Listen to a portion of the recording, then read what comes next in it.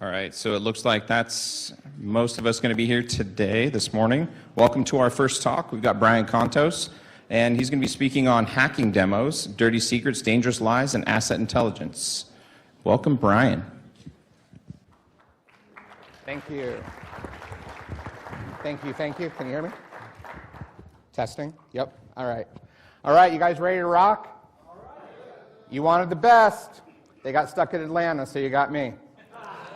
So let's jump right in. A little bit of background about me. So I've been in cyber for about 25 years. I'm like, oh, Brian, you look so young and not at all overweight or anything. How can that be? No, it's true. 25 years.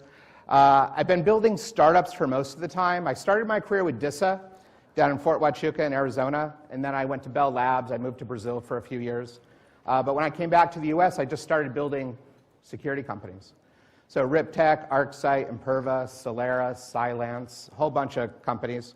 I've had, 2 IPOs and 8 acquisitions, or as my wife measures it, about 5 pounds per company.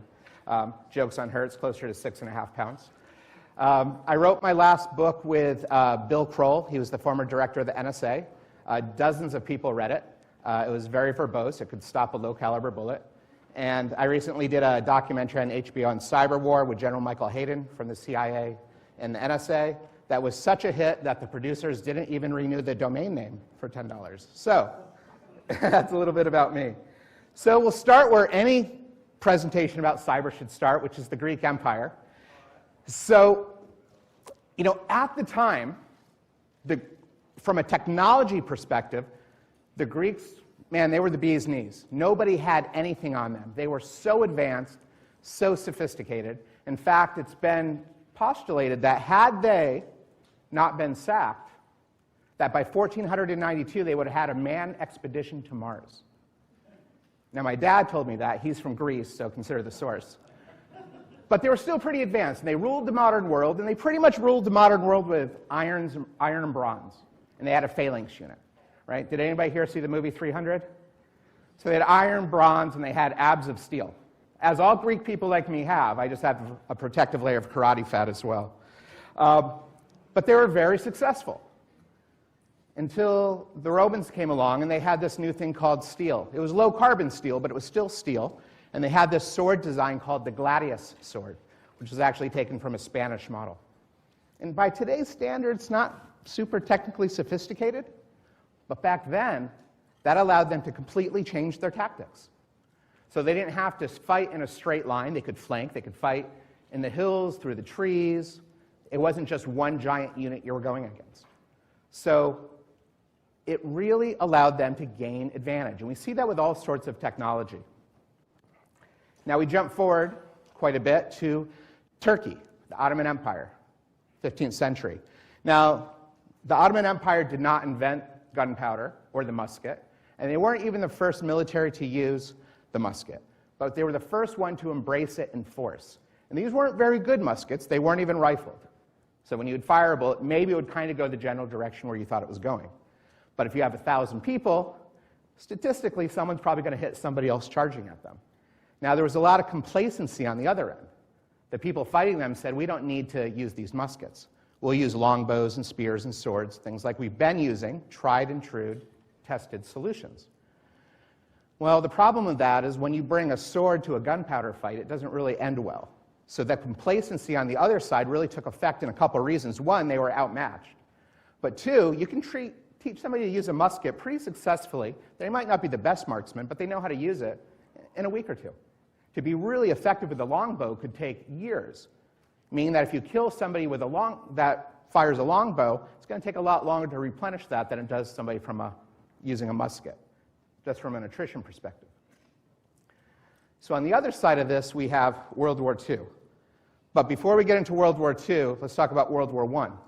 During World War I, the British and the French each had about 3,000 to 4,000 tanks each. How many tanks do you think Germany had at the beginning of World War I? You can just yell it out. Zero? Pretty good, actually. They had 20. They had 20 tanks, and they were shitty. They used communication with carrier pigeon. Not very good, not very effective, especially in the middle of a battlefield. And they essentially would hold somebody in place long enough to get blown up. That's what they were good at. But somebody was in that war named Rommel. Later on, he was given the name the Desert Fox. Rommel said, this is the new. If we ever have a war again, we want to build tanks. So, after the Treaty of Versailles, the world said, you know what, Germany? You tried to take over the world. We're not going to allow you to build tanks. Germany said, okay, fine. We're going to build tractors. And this farm's going to build a tractor, and that farm's going to build a tractor. Oh, look, if we plug them together, they're not a tractor anymore. They're a tank. So when they entered World War II, how many tanks do you think Germany had? 2,000?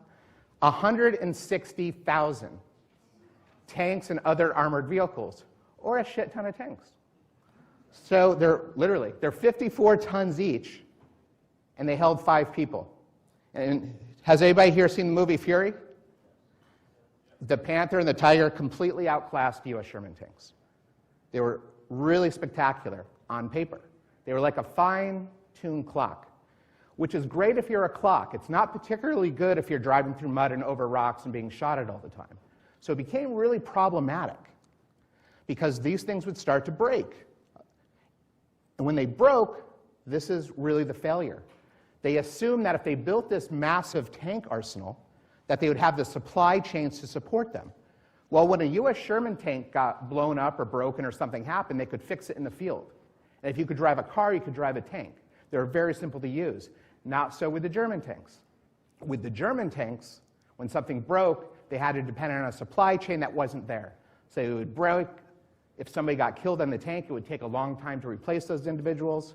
So the assumptions that they relied on that, hey, we're going to build this and we're going to have the infrastructure to support it was wrong. And that's largely why those tanks were ineffective. Because they were way, way better than the tanks we had or the tanks Russia had, but they didn't have the infrastructure to support them. So they had assumption-based failures. So change is pretty constant. I kind of went for a post-World War II perspective, but after the transistor in 1947, we kind of start developing all the technology that we in this field depend on. Everything from TCP/IP to the internet, computers, so on and so forth. And there's me standing next to a mobile phone. Mobile because you could stick it on a ship or the back of a truck, so that made it mobile. And you're probably saying, Brian, where do I get an awesome shirt like that? Well, you can't. It's vintage. You can't find it anymore. Sorry. But with constant change on the good side, you have constant change on the bad. Can't have a front without a back, light without dark, so on and so forth. Who here has heard of Mirai? Okay, good percentage of you. Mirai is like the grandfather of attacks on IoT systems. It was definitely the old school legacy approach to attacks. And what Mirai was, it says, these hackers said, look, let's start targeting IoT devices. Particularly, let's start targeting security cameras. And they created this attack, which was very simple. It logged into these cameras that were internet accessible using Telnet. Ooh, port 23, okay. And then it tried to log into those cameras with well-known default passwords and about 8 to 10 common passwords. That's it. That was the extent of this attack. It was very successful, though.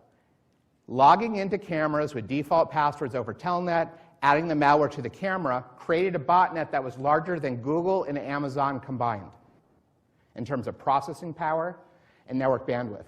And it was able to take out PayPal, Reddit, telecom companies, Netflix, people that have pretty big infrastructures, right? So it was highly, highly effective. But it didn't stop there.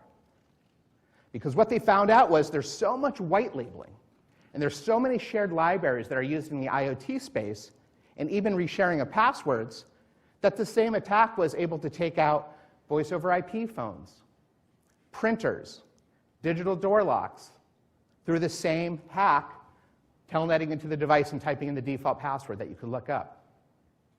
So we go into organizations today, we still find devices that are vulnerable to this. This is a 2016 attack.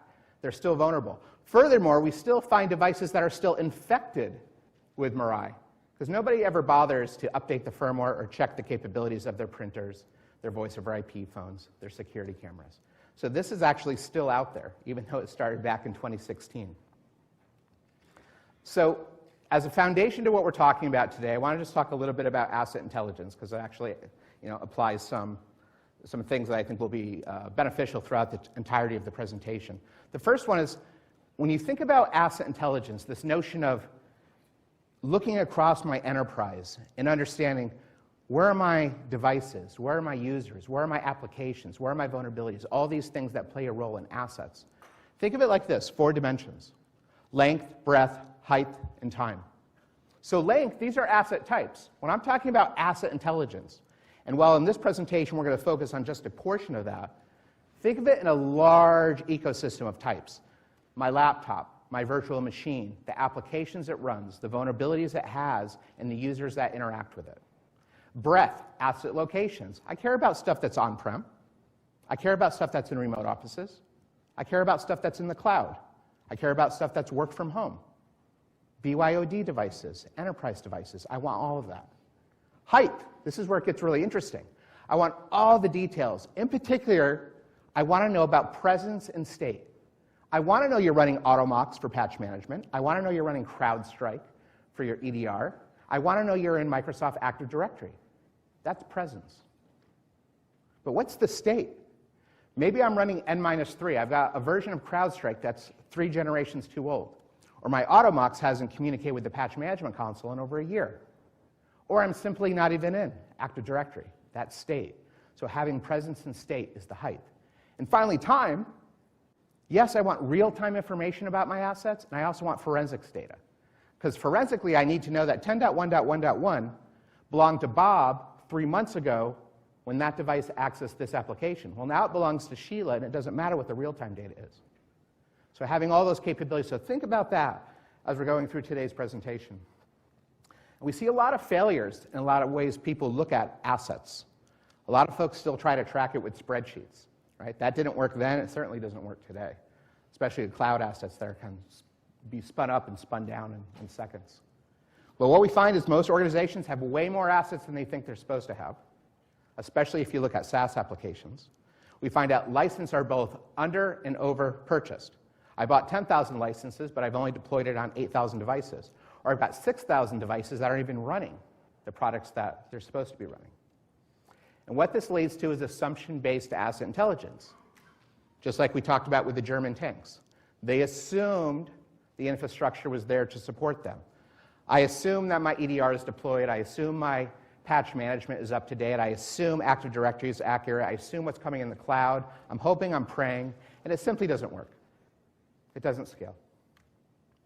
The flip side of this is evidence-based. I want to know. If I log into CrowdStrike, CrowdStrike can tell me everything I need to know from a CrowdStrike perspective. It doesn't know anything about AutoMox or Active Directory or Google or anything else. So we all know the story of the elephant and the blind man. Oh, it's a snake. No, it's a tree. No, it's the side of a tent. Until they take all of that information and correlate it, then they can determine what it really is. And just like the SIM space, right, where we took IPS data and firewall data and syslog information and endpoint data, and we correlated all this information so it was better than the sum of its parts. We can do the same thing with asset intelligence and have a very rich, integrated picture of what we're actually trying to protect.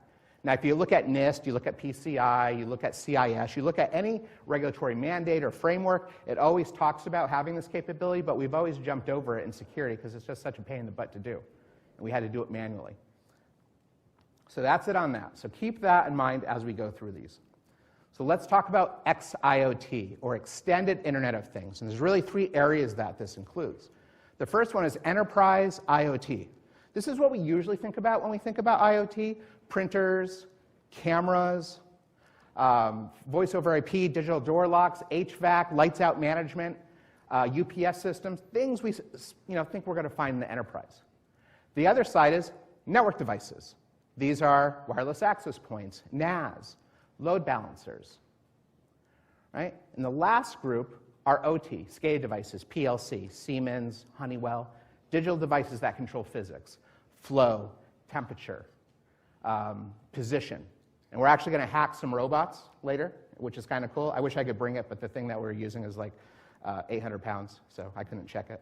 So we'll talk about that. So what these things all have in common are, one, they're network connected, almost all of them. There's some old monolithic stuff on the SCADA side that might not be, but for the main part, everything's network connected.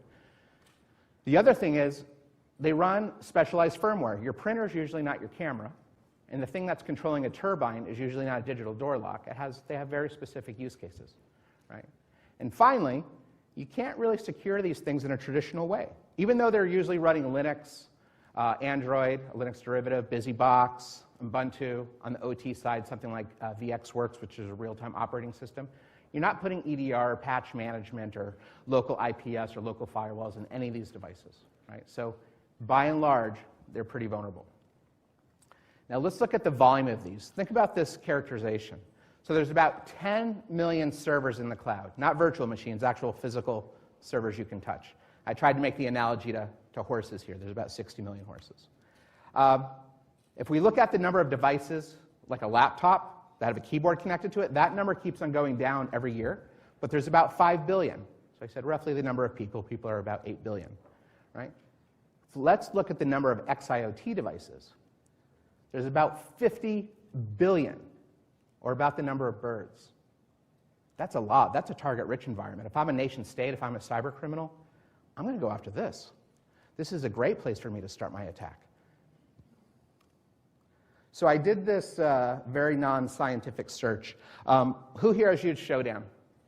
Okay, I don't have to give any background then. It's like Googling what's online and connected to the internet. So I typed in things like camera, printer, things like this, to see what's internet accessible. Remember, we talked about Mirai, that used the big telnet to port 23 and type in a password hack, right? Almost 5 million devices. And if you do this tomorrow or you do this next week, that number will change a little bit, but that's quite a bit.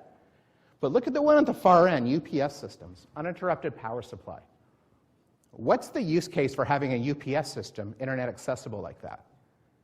And let's say some of those are honeypots, but even if they are, maybe 5% at most, right? That's a lot of UPS systems, right? And we talked about some of the default passwords, the shared libraries, the white labeling that make these things so vulnerable. What do you guys think is the most common UPS system out there? Just APC. Very good. So I said, well, I bet almost all of those are APC UPS systems. And I wonder how hard it would be to figure out what the default password is. So I used this hacking tool called Google. And I said, default password for APC UPS. And it said, oh, Brian, the default password is APC. The default username is APC. We have a running joke in our company. If we ever come across a UPS system that's not APC or is not running the default passwords, APC, everybody in the company gets a steak dinner. We've eaten a lot of chicken. I've yet to ever see anybody ever, anywhere, change this password. And generally speaking, if you have a UPS system, you probably have something kind of important plugged into it, or else you wouldn't have a UPS system. And now I can just log onto it. You can go to Showdown and find, not that you should, but you could find 13,000 of these devices and wreak some havoc. So here's some other stats just on volume. There's about 3 to 5 XIoT devices per person in a company. So a company of 10,000 people has 30 to 50,000 XIoT devices. Now there's a bit of a bell curve to this, like law firms will have a little bit less, healthcare and critical infrastructure have a little bit more, but on average, 3 to 5. That's 30 to 50,000 XIoT servers in a company of 10,000 people. These are all Linux, pretty much. All Linux servers, generally speaking, pretty insecure. And when you ask companies, when you go and you say, how many of these devices do you think they have? Almost to the decimal point, they're off by 50%. Oh, I guess we have 20,000. Oh, you have 40. In fact, when somebody tells me they have 50, I know they have 100. Because they go, oh, I forgot about voice over IP phones. Oh, I forgot about lights out management. Oh, I forgot about this, iDRAC, IPMI, things like that. So there's a lot of these devices out there. So a little bit more audience participation. What do you think the percentage is, not on UPS systems, because we know that's 100%, but what do you think the percentage is of default passwords, generally speaking, on XIoT devices? Just yell it out. I heard 90. Such pessimists in this group. It's about 50%.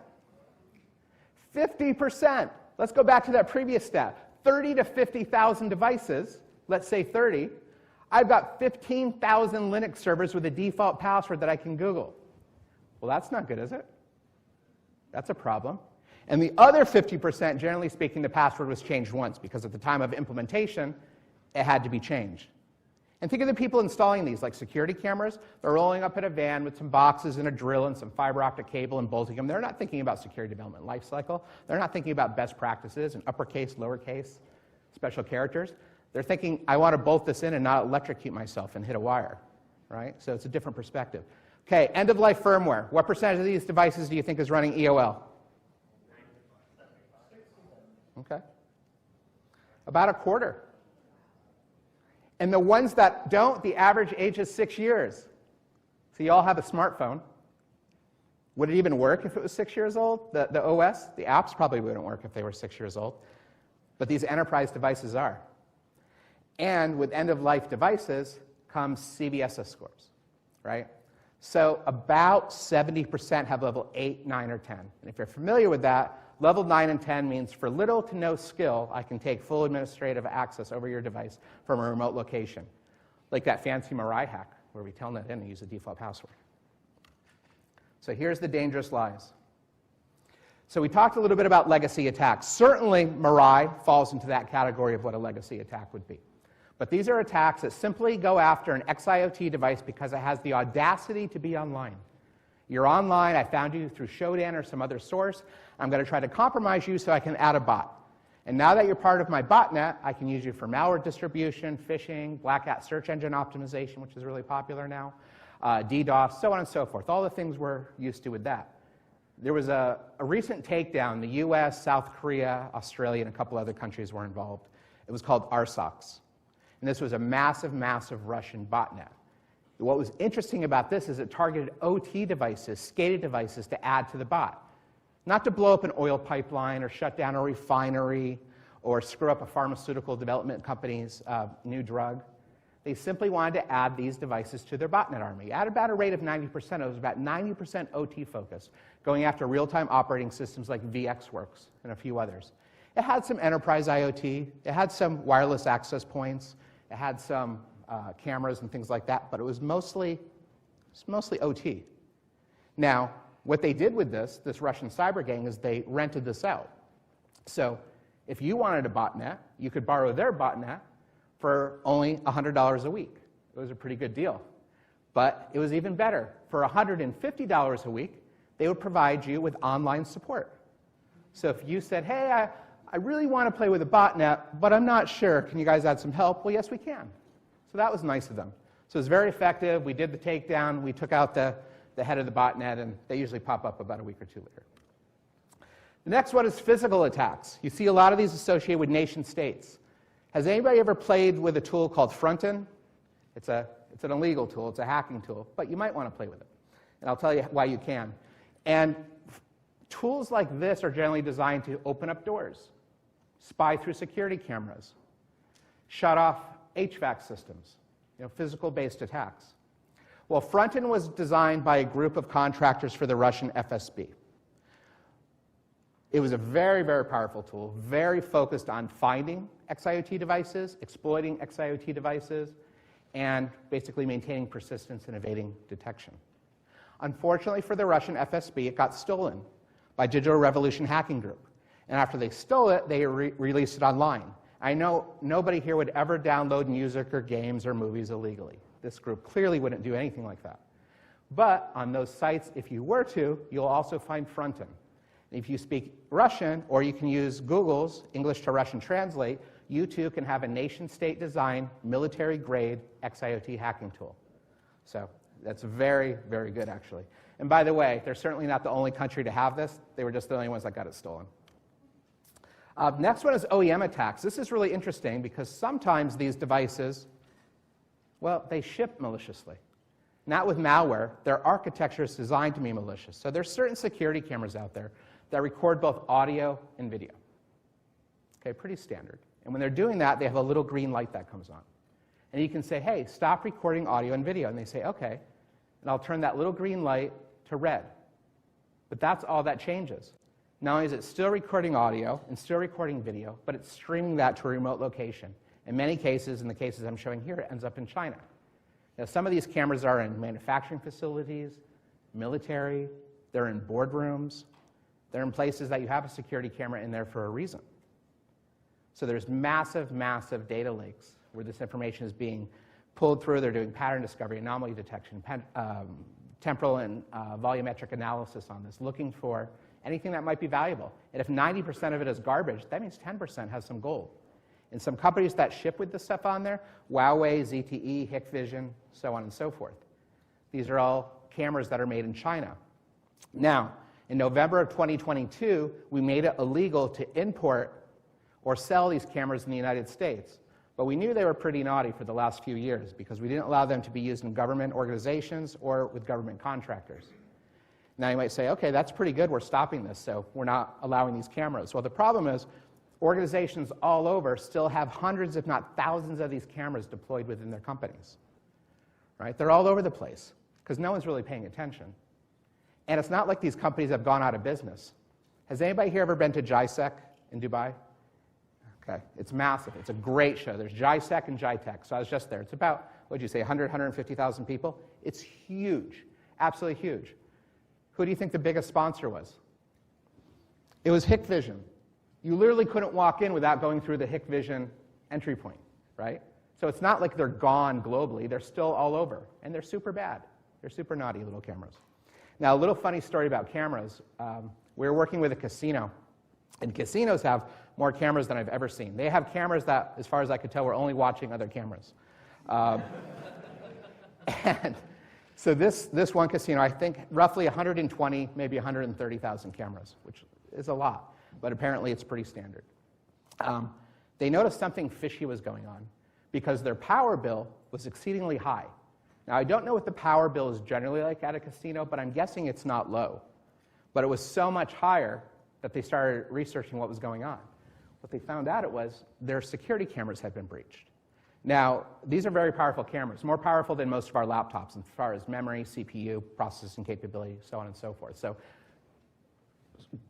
big, powerful cameras, lots of storage, lots of capability. And they're all, I think in this case, they're all running BusyBox, right, which is a Linux derivative.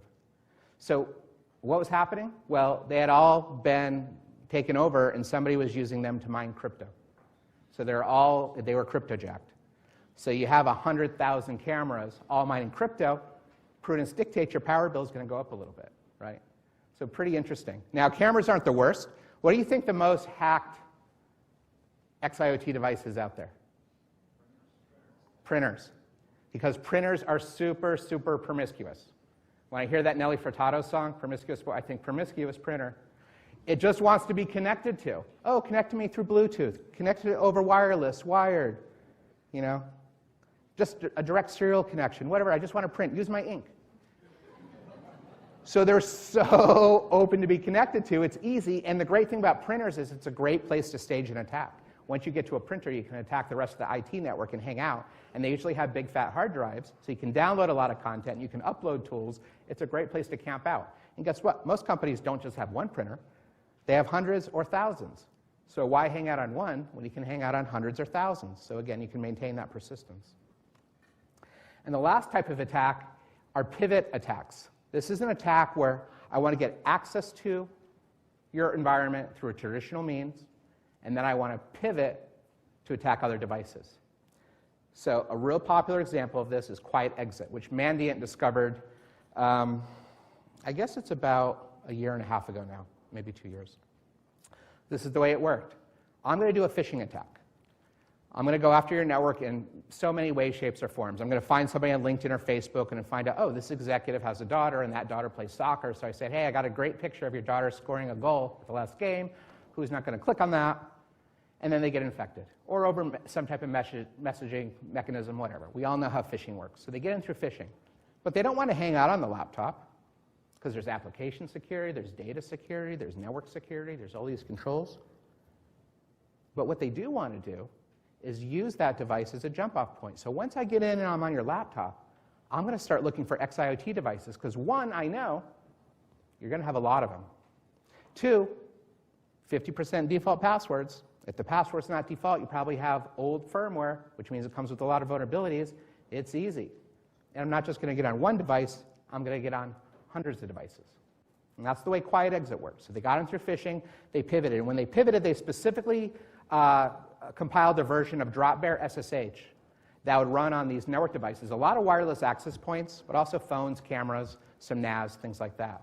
So on the wireless access points and the network devices, it was mostly BSD. On the other side, it was mostly Android. So they created Dropbear SSH and installed it. That was probably the most advanced part of the attack. Once they got there, because that wasn't their end goal, once they got there, they made API calls to local Microsoft Exchange and also Office 365 in the cloud. And they just started pilfering all the information they could find. All the attachments, they built out the org chart, they read all the emails, they tried to get as much information as they possibly could. Once they took that information, they got it in, and they did a reverse SSH tunnel outbound, and they were able to get access to any sensitive data they wanted. In particular, they were targeting a lot of biz dev, M&A teams, finance, legal, things like that. So looking to say, okay, this company is going to buy this company. You know, there's some stock advantages if I want to invest, those types of things. So that's what it seemed to be tied to. The average dwell time that we found in these organizations before they found out that they were even compromised was 2 years, which is really bad. It's not really good. When you have a situation where you're on not one, not 100, not 1,000, but tens of thousands of XIoT devices for years, that's pretty rough, right? I'm going to actually show you a camera hack in just a minute and how easy this stuff actually is. But the fact that Quiet Exit was so successful was kind of an alarm on the darknet. And people said, whoa, this is something we really want to go after hard. And there was tools like Fronted and other things like that that people had access to, but it really started piquing interest in the cybercriminal organizations, not just nation states. And as we know, a lot of people that are nation state actors by day are cybercriminals by night. So they use a lot of the same tools and techniques and things of that nature. So Quiet Exit, super successful. This is the new. So when people are talking about attacks on XIoT, this is the type of thing you should think about. But let's go all the way back to the early part of this presentation when I was talking about assets. XIoT is only one little slice of your asset posture. You still have to think about applications and identities and vulnerabilities and laptops and virtual machines and all these things. XIoT is just one piece of that. So you shouldn't just have a solution that just focuses on this. You should have a very eclectic solution that looks at all of these things. All right, let's get to some really interesting bits here.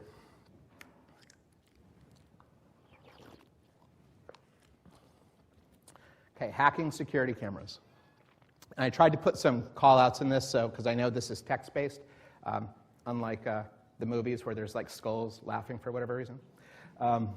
So this is just Kali Linux. This is everyone I think is relatively familiar with this. The first thing I'm going to do is I'm just going to log into this camera just to show you that there's a camera. There's no hacking here. This is just logging in to show us a camera. And when you log into a camera, you can do a couple things. One thing is you can look at what the camera sees, of course. And the other thing that you want to be able to do is configure that camera. That's it. It's nothing really crazy. So we log into this camera here, and we can look at it's actually looking at one of those naughty Hikvision cameras. And by the way, when those were made illegal, we went on eBay and bought like 50 of them as soon as we could before they dried up. And you can look at the network configs. Okay, so most of you have probably played with security cameras or other devices. This is really nothing novel at this point. Okay, so a camera, we've got a camera on our network. Now let's go back to Kali. I'm going to try to blow this up a little bit. So I'm going to use Shodan like we did before. I'm just going to see how many of these cameras are actually online. I used that URL, the end of that string, to look for this specific Hikvision camera.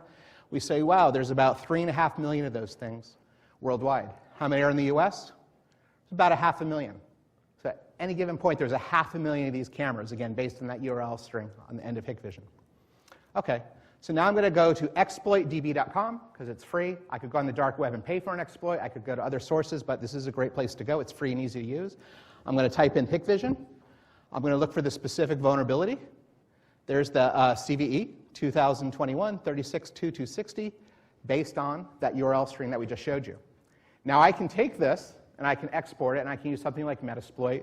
I can modify it, but just to make it easy, if you're not familiar with Metasploit, we're just going to run it as a Python script. So I'm going to make a directory on Kali, Operation Hikvision, and I'm going to run this Python script with that exploit we just downloaded, with the shell command, with check. It says, yes, this camera is in fact exploitable. And now I just change it from check to shell, and that's it. I'm root now on BusyBox. That was it. Oh, it's so hard to hack XIOT.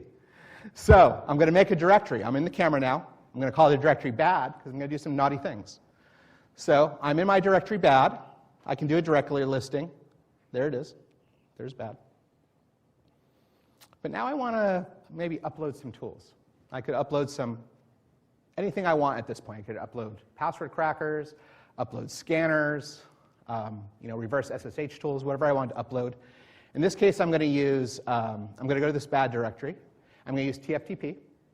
So I'm going to do a TFTP remote get. I'm going to grab a file called doBad from my Kali Linux device. 69 is the default port for TFTP. I didn't make that up.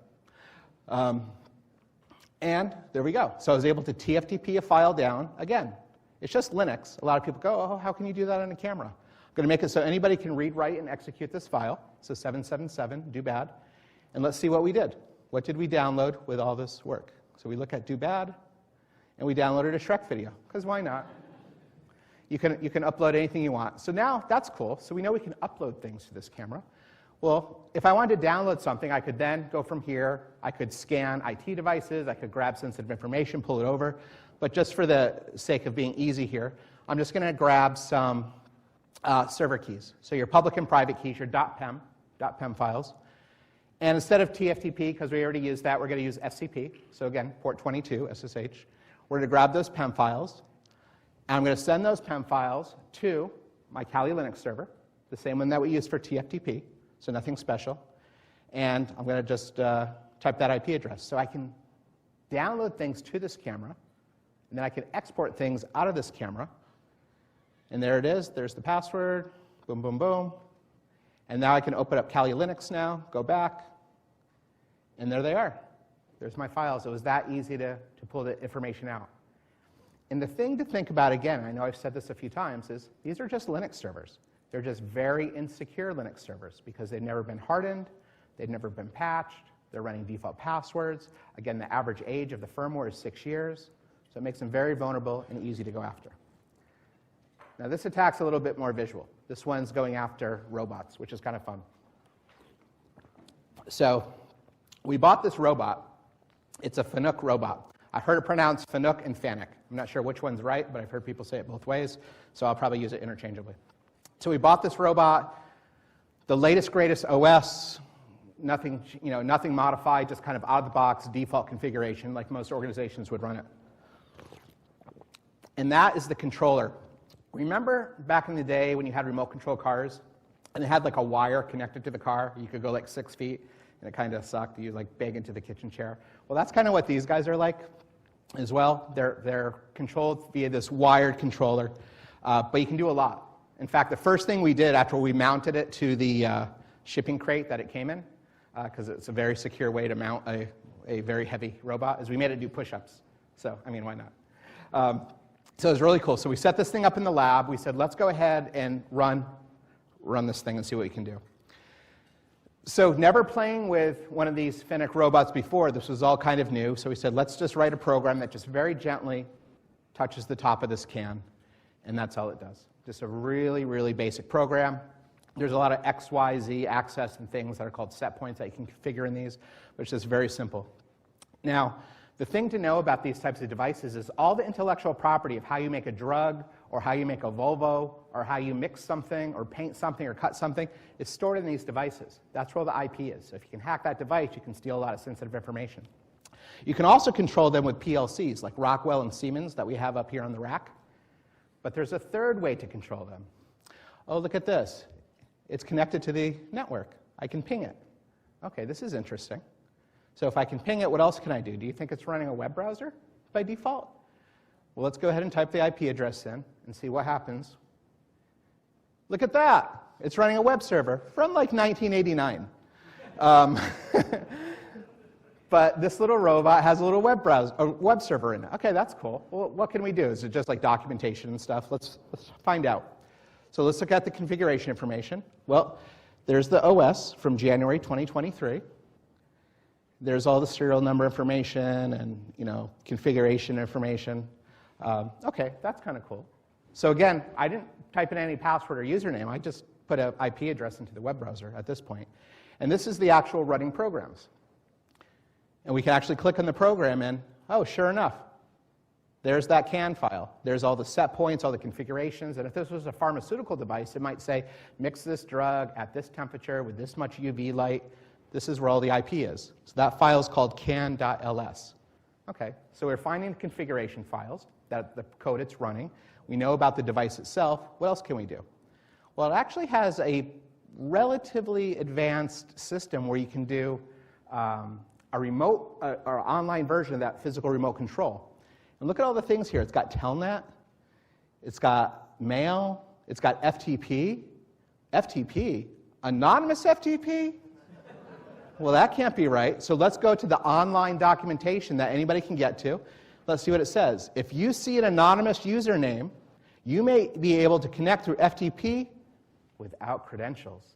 Uh-oh. Well, that can't be right, can it? Well, that must be a typo. So let's see if we can FTP into this device now and what happens. FTP, type that same IP address again. No username, no password, nothing special here. Boom, we're in. So now we can FTP to it.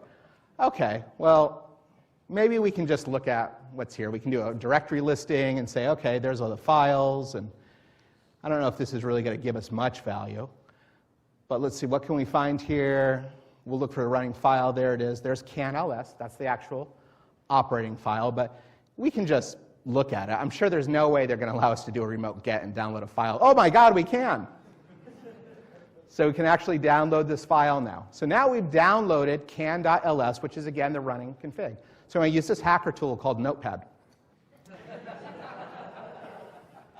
So there's can.ls. And I'm going to change the name to can crush and change one set point from a 2 to a 3. That's all I did. I changed one set point on the z-axis. We'll come back to that a little bit later. But that's all it is. I'm going to save this as, because I need the .ls extension. So nothing crazy. So can crush .ls. Now again, this is on my laptop. This isn't on the robot. Okay, so now I've got my can crush file. Now I know I can download, but there's no way it's going to let me put a file, because that would be ridiculous to be able to upload a file. Oh, shoot. So here's both ls files, and we see the can, which is the original, and we see the can crush, now upload to the robot. So now it's uploaded on the robot. But it's not doing anything yet, because the robot says, okay, it's just another file. I don't know I'm supposed to do anything with that. So now we're going to open up the virtual pendant. So the pendant's that physical remote control. This is the virtual or I pendant. But we're just going to confirm first that can crush is installed or on the machine, and sure enough, and there's our z-axis variable with a 3 instead of a 2. Okay, so we know it's there. Let's go to the interactive virtual remote control. We go into the menu system. And by the way, learning how to use this is actually a lot easier than we thought it would be, because none of us had experience with this particular OS. So even if you don't know what the tag is for the default program, if you see default prog, that's probably a pretty good guess. So we're going to change it from default program to be can crush. So now, that's the default program. Well, Brian, why is it so important to make that a default program? Well, these robots get rebooted every few days to every few weeks to clear out the cache. It's just pretty common practice. They reboot really fast, and they've got a lot of blinky lights. It only takes about 5 seconds. And it's actually pretty cool how they reboot. So you want to put it in the default program, so no matter how many times it's rebooted, it's still running your malicious program. So now, instead of running can, it's running the can crush program, and we'll see what it does. I'm sure you couldn't guess what it does based on the name. And there it is. We had way more fun with this than we should have had. This thing makes Volvos and can crush a Coke can. Now, we make it do a little dance, too. This actually took much longer to do than the hack to make it learn how to dance. Now, the cool thing about this hack is, it's 2 things, really. We've talked about the fact that we're just able to download the can file and leverage that. That's a big deal, because that's where all that intellectual property is stored. So this was a pretty simple program, but something that's making an integrated circuit or something that's making a chemical, so for batch or discrete manufacturing, that's a big deal. Because that IP is not sitting on an Oracle database or in a file server somewhere. The other thing is, yeah, I modified the program to do something that was clearly obvious, right? It's like, oh, okay, yeah, you crushed a can, and before the can wasn't crushed. But what if it was a gear, and it was supposed to be 2.5 millimeters thick, and I made it 2.51 millimeters thick? It'll probably pass QA. It'll probably still work, but maybe after a couple months or 1,000 miles or something, that car or that refrigerator or that weapon or whatever, there's going to be too much friction, and it's going to break down, right? So that's a really, really powerful capability by just being able to modify that. The other takeaway was we didn't hack anything. We logged into it. And the stuff that we didn't know, we found public documentation on how to do it. And then we made a modification. And none of that information was like on hacker websites. This was the website that they provided. And nothing against this vendor either. We're calling them out, but it's not really Fanuc. This is an industry-wide issue that these devices operate in this way. So, quick question for the audience. Why were bank robbers so successful in the 1930s? And there's two main reasons. Just yell it out if you think you know. Police, I hear. State lines, yep. Fast cars with V8 engines and the interstate highway system. At the time, if I robbed a bank in Texas, I could get on the freeway, and I had a fast enough car, I could then get to Louisiana, and they couldn't follow me across state lines. Well, why, Brian? Because it wasn't a federal crime. There was actually very few federal crimes at this point. Even kidnapping just became a federal crime a couple of years before this. So Roosevelt said, you know what? We're going to make robbing a bank a federal crime. And in doing so, we're going to go ahead and increase our visibility by using this thing called the Bureau of Investigation. It wasn't the Federal Bureau of Investigation yet. It was Hoover's Bureau of Investigation. I don't know if you've ever seen how they used to do old wiretaps, but they used to actually go to the telcos with those old record players, the ones that would actually like scribe into the records, and they would sit there and plug it in to record the call, and they record it onto these records, right? Which, what's that? Yeah, actually, what predated the vinyl records, it was, you can melt it down, lacquer. It was like those lacquer discs. And I'd like to think that that was the guy that really screwed up, that they made sit in that telco with the vinyl records. Like, oh man, I really messed up. I'm going to go have to sit in here. So they were able to increase visibility and be far more effective because at that point, it was kind of the criminals against local police officers, and it was kind of synchronous. And this made it asynchronous. This really put the value or the strength in the hands of the Bureau of Investigation. Now, the Bureau of Investigation, this happened in February of 34. Bonnie and Clyde were killed in May. Dillinger in July. Babyface, which he didn't like to be called, in November. It worked really, really well.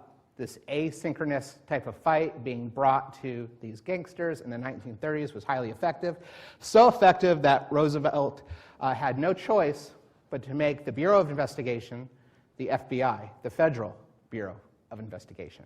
It was highly successful. They found out that visibility was absolutely key. Well, bringing this full circle, again, I talked about, this presentation was a lot about XIoT. But again, remember, that's just a part of your asset story. So yeah, you're going to have XIoT devices, robots, and printers, but you're also going to have laptops and users and vulnerabilities and applications and all these things. Luckily, those devices all feed up into some kind of management console. CrowdStrike manages CrowdStrike, Tenable manages Tenable, Sentinel-1, Phosphorus does that, Google does that. So there's all these great sources and all these segments that you can pull information in from.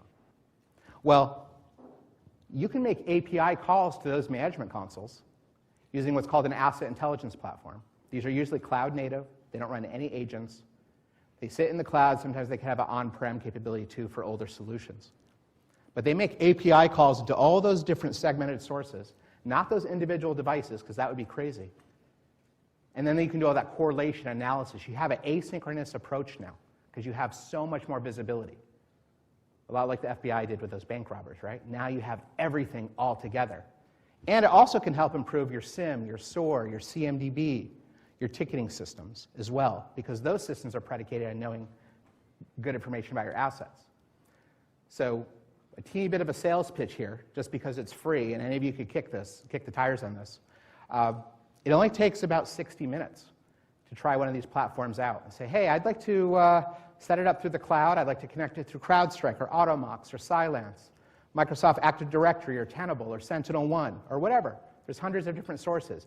Set up an API, do a little bit of POC. There's a QR code, there's a URL. But right outside this room, we have a little setup, Sevco does, where you can talk to the guys there, learn a little bit more about the solution. But try one of these things out. In less time than it took to listen to me go on and on about this presentation, you can go ahead and get some great awareness about all of your security controls.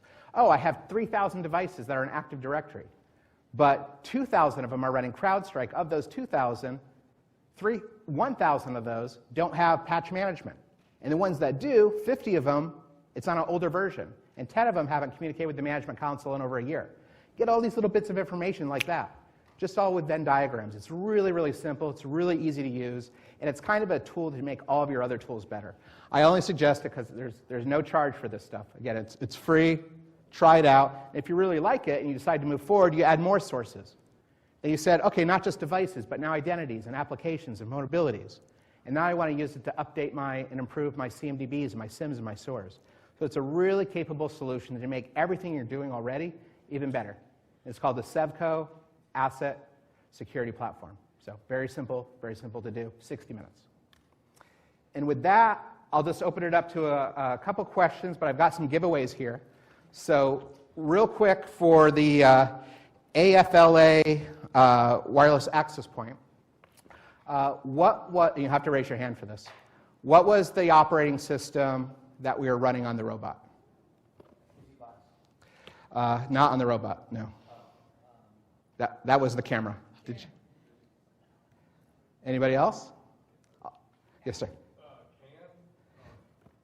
No, the actual, I'll give you a hint. It starts with V. VxWorks. Okay, come on up when you're done with, you can come up after the talk. Next question. What was the name of the operating system running on the security camera? BusyBox. This is yours. This is okay, yours is going to go on this side so you guys don't get them confused. All right, we have just a couple minutes. Are there any questions I can address for you guys? Awesome. If you want to talk to me after the fact, I'll be right across the hall at the Sevco booth. Thank you, everybody.